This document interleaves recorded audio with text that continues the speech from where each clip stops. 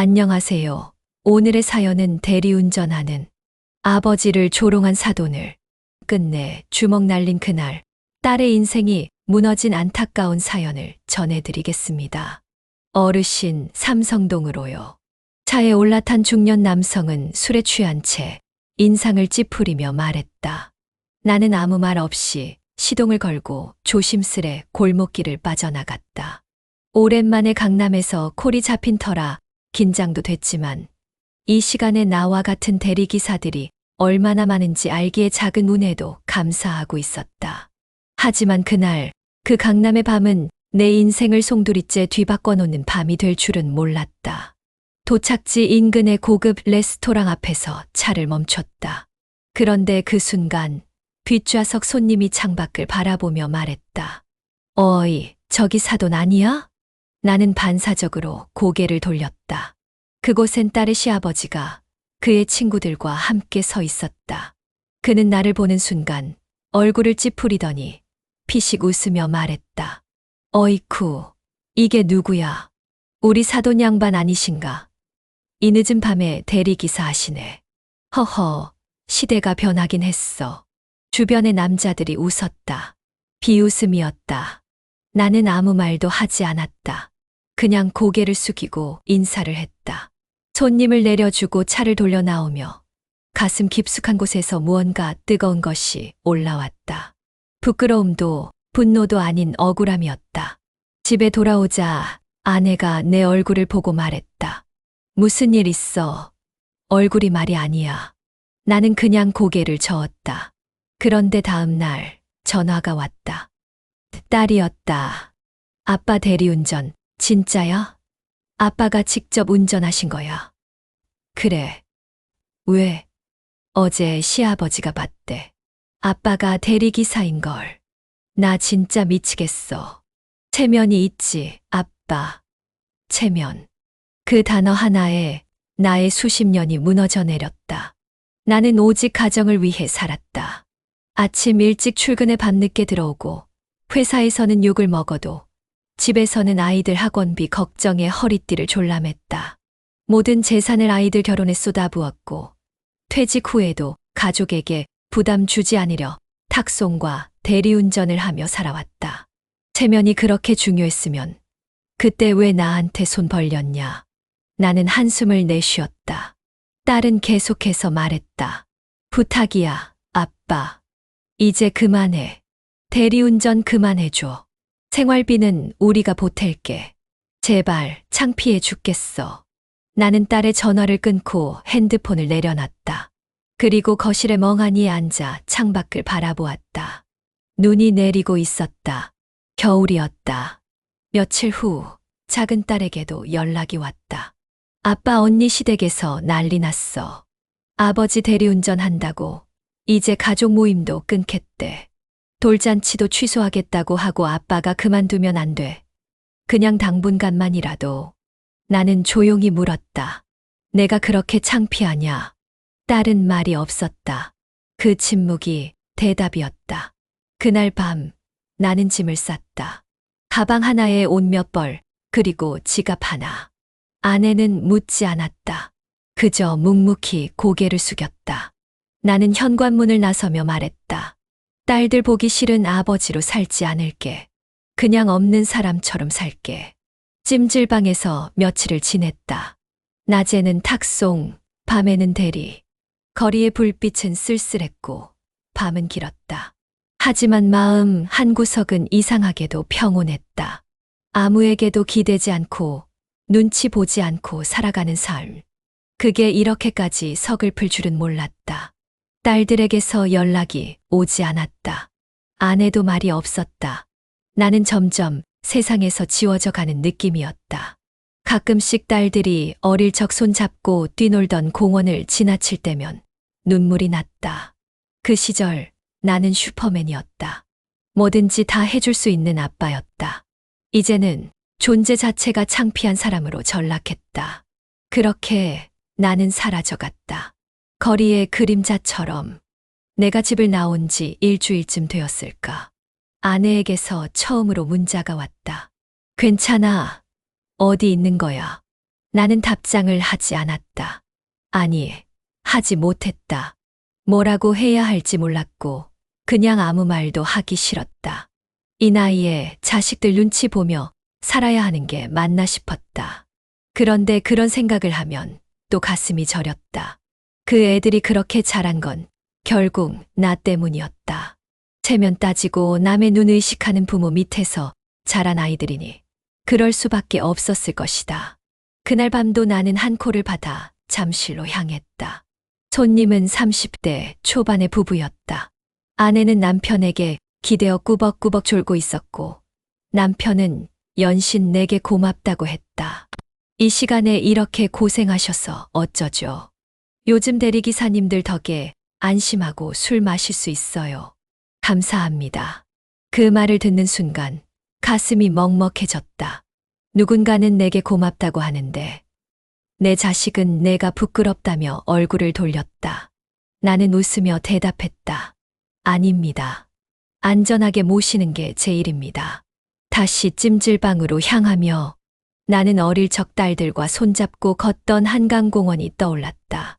그 아이들이 3살, 6살이었을 때 아무것도 모르고 세상에서 아빠가 제일 멋지다고 말하던 그 시절이 그리웠다. 며칠 후 작은 딸에게서 전화가 왔다. 나는 받지 않았다. 다음 날 또 전화가 왔다. 그리고 또 결국 나는 받았다. 아빠 미안해. 아빠가 그렇게 상처받았을 줄 몰랐어. 나는 아무 말도 하지 않았다. 딸의 목소리가 떨렸다. 언니도 미안하다고 했어. 아빠가 그렇게까지 생각하실 줄 몰랐대. 그냥 아빠가 너무 고생하니까 걱정돼서 그랬던 거야. 체면 같은 건 그냥 말 실수였어. 우리 진짜 그런 뜻 아니었어. 나는 그제야 말했다. 알았다. 근데 나는 당분간 혼자 있고 싶다. 그냥 나 좀 잊어라. 너희 엄마는 괜찮냐? 엄마 계속 말 없어. 밥도 잘 안 드시고. 나중에 한 번만 집에 들러줄래? 엄마 많이 보고 싶어 하셔. 나는 그날 밤 몰래 집 근처를 찾았다. 불이 꺼진 창문을 멀리서 바라보다 돌아섰다. 그곳은 내 자리가 아닌 것 같았다. 다음 날 아내가 찜질방을 찾아왔다. 어떻게 알았는지 묻지 않았다. 아내는 조용히 내 옆에 앉더니 작은 도시락을 내밀었다. 집에서 혼자 먹기 싫어서 같이 먹자. 우린 아무 말 없이 도시락을 나눠 먹었다. 아내는 중간중간 눈물을 삼켰다. 그러다 결국 입을 열었다. 나는 당신이 대리운전하는 거 창피하다고 생각한 적 없어. 오히려 고맙고 미안했지. 당신 덕분에 우리 딸들 잘 자랐고 다 시집 보내고. 근데 걔들이 너무 어렸나 봐. 아직 부모 마음을 다 모르겠지. 나는 말없이 고개를 끄덕였다. 아내는 내 손을 잡았다. 다시 집에 와. 그냥 우리가 우리처럼 살자. 남들 눈치 보지 말고. 나는 눈물이 나올 것 같아 고개를 돌렸다. 며칠 후 나는 다시 집으로 돌아왔다. 하지만 딸들과의 거리는 여전히 멀었다. 큰딸은 연락이 없었고 작은딸은 가끔 안부만 전했다. 나는 다시 탁송과 대리운전을 시작했다. 더 이상 숨기지 않았다. 그러던 어느 날 동네에서 아는 사람을 마주쳤다. 딸의 친구의 아버지였다. 어르신, 요즘도 일하시나 봐요. 제가 진짜 존경합니다. 저도 은퇴하고 뭐 할까 고민 중인데 이렇게 열심히 사시는 거 보면 저도 힘이 나요. 나는 그 말에 괜히 코끝이 시큰해졌다. 누군가는 나를 존경한다고 했다. 단지 일하고 있다는 이유만으로. 하지만 큰딸의 시댁은 그렇게 생각하지 않았다. 결국 큰딸 부부는 갈등 끝에 따로 나와 살겠다고 선언했고 큰딸은 내게 연락해 이렇게 말했다. 아빠, 내가 너무 미안해. 아빠가 대리운전한다고 뭐가 그렇게 문제였을까? 나는 왜 그게 그렇게 창피했을까? 지금 생각하면 내가 참 못났어. 아빠 진짜 미안해. 나는 한참을 듣고 있다가 이렇게 대답했다. 고맙다. 그 말 해줘서. 그날 밤 나는 오랜만에 술을 마셨다. 혼자였다. 거리의 불빛은 여전히 쓸쓸했지만 마음 한구석이 따뜻했다. 삶은 참 이상하다. 누군가에겐 존경의 대상이지만 다른 누군가에겐 창피한 존재일 수 있다. 그 경계는 아주 얇다. 하지만 이제는 안다. 내 삶의 무게는 내가 결정하는 거라는 걸. 나는 오늘도 운전대를 잡는다. 누군가의 귀가를 책임지고 내 가족의 하루를 책임지기 위해. 아빠, 이번 주 토요일이야. 아기 돌잔치. 안 오면 엄마도 나도 너무 속상해. 작은 딸의 부탁이었다. 사실 처음 초대받았을 때는 망설였다. 큰딸은 연락도 없었고 무엇보다 사돈이 올 것이 뻔했다. 그 사람이 나를 어떻게 생각하는지, 지난 일 이후 어떤 말들을 하고 다녔을지도 뻔히 보였다. 하지만 작은 딸의 간절한 목소리를 듣고는 거절할 수 없었다. 결국 나는 깨끗한 셔츠에 넥타이까지 메고 행사장에 들어섰다. 아내도 오랜만에 화장을 하고 오래된 진주 귀걸이까지 했다. 작은 딸 부부가 밝은 얼굴로 우리를 맞이했다. 손녀는 내가 안아들자마자 방긋 웃었다. 그 순간만큼은 그 모든 갈등과 상처가 사라지는 것 같았다. 그러나 행복한 시간은 오래 가지 않았다. 행사가 절정으로 향해 가던 즈음 큰딸과 사위, 그리고 사돈 부부가 들어섰다.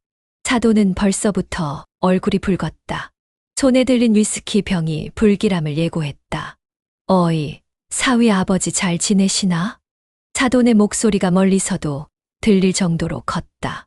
주변의 시선이 일제히 우리 쪽으로 쏠렸다. 나는 고개만 끄덕였다.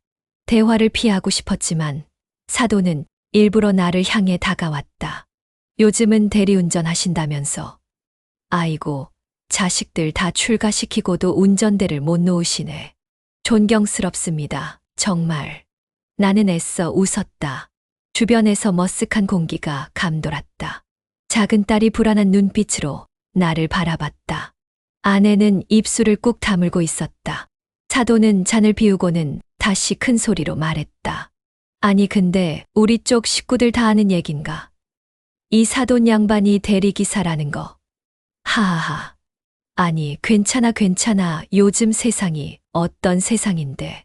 다 일하면서 사는 거지 뭐. 나는 속으로 3번 숨을 골랐다. 참자. 오늘은 손녀의 돌잔치다. 그런데 사돈은 그걸로 멈추지 않았다. 바지 주머니를 뒤적이더니 10,000원짜리 몇 장을 꺼내 나에게 던졌다. 이거 오늘 고생하셨어요. 대리비 드려야지 하하하. 자, 거스름돈은 됐어요. 주변이 일순간 정적에 휩싸였다. 작은 딸의 얼굴이 하얗게 질렸고 사위는 손으로 사돈을 말리려 했다. 하지만 이미 늦었다. 나는 눈앞이 캄캄해졌다. 그 돈다발이 바닥에 떨어지며 흩어졌을 때 내 안에서 무언가가 끊어졌다. 손이 먼저 나갔다. 내 주먹이 사돈의 얼굴을 강타했고 그는 휘청이며 넘어졌다. 지금 뭐 하시는 겁니까? 돌잔치 자리에서. 사위가 달려와 나를 말렸고 다른 손님들도 웅성거리며 일어섰다. 사돈은 코에서 피를 흘리며 소리쳤다. 이게 어디서 주먹을 날려. 경찰 불러. 이 사람 미쳤어. 결국 경찰차가 행사장에 도착했고 나는 경찰들과 함께 밖으로 나가야 했다. 아내는 내 팔을 붙잡고 울먹였다. 제발 오늘만은 참지 그랬어. 나는 아무 말도 하지 않았다. 경찰차 안에서 나는 고개를 떨구고 앉아 있었다. 체면이고 뭐고 이제는 아무것도 남지 않은 기분이었다. 파출소 안에서 진술을 마친 뒤 나는 벽을 등지고 앉았다. 사돈은 여전히 고래고래 소리를 질렀다. 폭행이다. 형사 고소할 거야. 이거 상해야 상해. 그러나 경찰은 조용히 나에게 말했다. 현장에서 본 목격자들 진술이 있습니다. 사돈분이 먼저 언행이 과했더군요. 나는 고개를 저었다. 의미 없다는 걸 알고 있었다. 그날 밤 나는 다시 집에 들어가지 않았다. 작은 딸에게는 짧은 문자만 남겼다. 미안하다 너희 모두한테. 딸에게서 돌아온 답장은 짧았다. 아빠는 잘못 없어. 나중에 꼭 얘기하자. 나는 잠도 못 자고 멍하니 새벽까지 거리를 걷다가 찜질방으로 향했다. 머릿속엔 오직 하나. 내가 이 모든 수모를 겪고도 견디는 이유는 아직 이 가족이기 때문이라는 것. 그러나 그 가족에게조차 나는 여전히 무거운 짐일지도 모른다는 의문이 고개를 들고 있었다. 돌잔치 사건 이후 우리 가족은 이전과는 완전히 다른 국면에 접어들었다. 내가 사돈을 때렸다는 소문은 단 하루 만에 친척들과 이웃들, 사돈 쪽 친지들에게까지 퍼졌다. 사돈은 그날 이후 사람들 앞에서는 자신이 억울한 피해자인 양 굴었고 집안에서도 그 영향은 컸다. 특히 큰딸에게로 향한 압박은 상상을 초월했다. 시어머니는 하루에도 몇 번씩 큰딸을 불러 앉혀놓고 말했다고 한다. 그깟 돌잔치에서 저런 일이 벌어지다니. 자네 친정은 대체 어떤 가정교육을 받은 거야? 멀쩡한 사돈을 때리다니. 우리 집안 망신이야, 망신. 처음엔 참았던 큰딸도 점차 무너져갔다. 남편에게 도움을 청했지만 돌아온 건 싸늘한 반응이었다. 내가 뭐 어쩌라고. 당신 아버지가 잘못한 거잖아. 나까지 욕먹고 있어, 지금. 큰딸은 점점 말수가 줄었다. 딱딱하게 굳은 얼굴로 시댁 식구들과 밥을 먹고 말을 섞는 일도 줄어들었다. 그럴수록 시어머니의 잔소리는 더욱 심해졌고 사돈은 술에 취한 채 또다시 큰딸을 비난하기 시작했다. 자네 아버지 아직도 대리운전하나? 하하, 자네도 피는 못 속이는구만. 아버지처럼 어디 가서 돈 받고 운전하는 건 어때? 큰딸의 눈빛이 서서히 죽어갔다. 그러던 어느 날 남편과의 말다툼 도중 큰딸이 소리를 질렀다. 왜 나만 욕먹어야 돼? 왜 당신은 나 편 안 들어줘? 남편은 식탁을 쾅 치고 일어섰다. 그건 내 아버지가 병엑스같이 굴어서 그런 거야. 그날 그 짓만 안 했어도 이 지경 안 왔다고. 그 말에 큰딸은 주방에 있던 접시를 손에 들고 그대로 벽에 던졌다. 조각난 그릇 파편이 바닥에 흩어졌고 큰딸은 그 앞에 주저앉아 울기 시작했다. 그러나 시어머니는 그녀를 향해 다가가 손가락으로 얼굴을 찔렀다. 어디서 고함이야. 이게 어디서 멀쩡한 집 귀한 아들한테 대들어. 그 순간이었다. 큰딸은 반사적으로 시어머니의 손을 뿌리쳤고 시어머니는 얼굴이 붉게 달아올라 그녀의 뺨을 세게 쳤다. 이것이 정말 친정에서 저렇게 배워왔구나. 말로 안 되면 주먹질이지. 그 자리에 있던 남편조차도 당황해 아무 말도 못했다. 큰딸은 멍이 든 뺨을 감싸준 채 짐도 제대로 챙기지 않고 아이만 아는 채 택시를 타고 우리 집으로 왔다. 문을 열자마자 그녀는 울고 있었다. 양쪽 뺨은 붉게 부어 있었고 눈가는 번진 화장으로 번들거렸다. 아빠, 나 어떡해.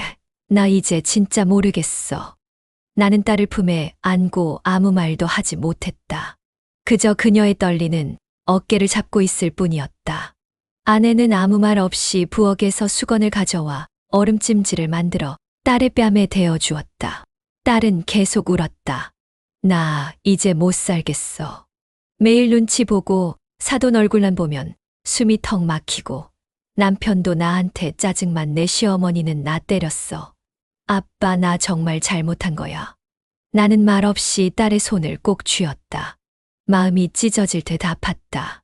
내가 그날 주먹을 참았다면 지금 우리 딸은 울지 않았을까. 하지만 또 한편으론 그날 그 상황에서 내가 아무 말도 아무 행동도 하지 않았다면 나는 스스로를 용서하지 못했을 것이다. 그날 밤 나는 딸과 마주 앉아 말했다. 아빠가 미안하다. 너한테 이런 짐을 지게 할 줄은 몰랐어. 하지만 아빠는 그날 진짜 참을 수가 없었어. 누군가가 내 아빠를 사람 아닌 것처럼 취급하는데 손이 먼저 나갔다. 그게 잘한 일인지는 모르겠지만 적어도 아빠는 내 앞에서 당당하고 싶었어. 딸은 고개를 끄덕이며 말했다. 나 거기 다시 안 돌아갈 거야. 이혼이라도 해야겠어. 아기랑 둘이 살게 해줘. 나는 그 말을 듣고 아무 말도 하지 않았다. 오랜 시간이 흐른 뒤 나는 말했다. 내가 원한다면 아빠는 끝까지 너랑 있을게. 내가 다시 웃을 수 있을 때까지. 그렇게 우리 가족은 다시 하나의 지붕 아래 모였다. 하지만 그 모임은 이전과는 달랐다. 상처로 시작된 동거, 눈물로 이어진 연대, 그리고 아직 끝나지 않은 싸움. 그러나 이제 그 누구도 혼자가 아니었다. 적어도 서로의 손을 놓지는 않을 것이었다. 이혼은 그렇게 쉽게 찾아왔다. 돌잔치에서 시작된 갈등은 시간이 지나도 봉합되지 않았고, 결국 큰딸은 결단을 내렸다. 아이를 품에 안고 변호사를 찾아갔다. 오랜 시간 고민하고 참은 끝에 내린 결정이었다. 사위는 처음엔 비웃었다. 이혼, 내가 어림도 없지. 아이는 내 거야. 너 하나 보고 우리 집안이 뭐라도 될 줄 알았냐? 너희 집안 꼴을 봐. 대리운전, 사돈끼리 싸움질, 웃기지도 않아. 큰딸은 흔들리지 않았다. 눈에 멍이 들어 있었던 그날 이후 그녀는 더 이상 예전의 딸이 아니었다. 무너졌던 자존심은 서서히 다시 일어섰고 엄마로서, 인간으로서 존엄을 찾고자 법정에 섰다. 소송은 길었다. 시댁은 돈이 있었고 능숙한 변호인을 고용했다. 우리는 가진 게 없었지만 진심이 있었다. 내가 직접 딸과 함께 법원에 출석했고 내가 왜 사돈을 때릴 수밖에 없었는지를 그날의 모욕과 조롱을 낱낱이 증언했다. 시댁 측은 끝까지 우리를 비웃었다. 사위는 법정 복도에서 나를 스쳐 지나가며 말했다. 그깟 대리운전 아버지 하나 믿고 이기려 했냐? 인생 참 불쌍하다. 나는 그 말에 주먹이 다시 들썩였지만 그날 이후로 나는 다짐했었다. 절대 다시는 손을 들지 않기로. 딸에게 더 이상 상처를 주지 않겠다고.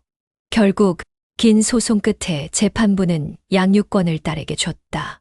아이는 엄마 곁에서 자라는 것이 가장 안전하다는 판단이었다. 양육비도 매달 일정 금액을 사위가 지불하도록 판결이 났다. 딸은 그날 판결문을 받고 나서 조용히 말했다. 아빠 끝났어. 이제 진짜. 나는 고개를 끄덕였다. 하지만 마음속의 허전함은 쉽게 사라지지 않았다. 그날 밤 나는 오랜만에 딸과 손녀가 잠든 거실에 앉아 창밖을 바라보았다. 도시의 불빛은 여전히 바쁘고 찬란했다. 하지만 내 마음은 무거웠다. 내가 조금만 참았더라면, 그날 그 한 대의 주먹을 참았더라면 우리 딸은 아직 결혼 생활을 이어가고 있었을까? 사위가 우리를 무시해도, 사돈이 비웃어도 내가 끝까지 참고 웃으며 넘겼다면 우리 가족은 지금도 같은 집에서 웃고 있었을까? 하지만 그런 상황에서 어떻게 참을 수 있었을까? 내 딸 앞에서 사위와 사돈이 날 사람 취급도 안 하는데 내 손으로 지켜주지 못하면 누가 딸을 대신 지켜주겠나? 지금도 사위는 양육비를 줄 때마다 꼬박꼬박 문자를 보낸다. 이거라도 감사 있어. 내 아버지 덕에 이 꼴 났잖아. 나는 그 문자 하나하나를 딸에게 보여주지 않는다. 혼자 삼키며 그저 딸이 아이와 행복하게 웃는 모습을 지켜본다. 그리고 조용히 묻는다. 당신이라면 어땠겠습니까? 그날 내 딸 앞에서 조롱받고 비웃음당하며 침을 꿀꺽 삼켰을 때 참고 지나가는 게 맞았을까요? 내 손으로 지켜낸 딸이 결국 눈물로 집으로 돌아온 지금 나는 여전히 후회와 책임 사이를 오갑니다. 하지만 그날 나는 정말 참을 수가 없었습니다. 이 질문을 끝내 나는 누구에게도 답을 듣지 못한 채 살아가겠지요. 감사합니다. 구독과 좋아요는 영상 제작에 큰 힘이 됩니다.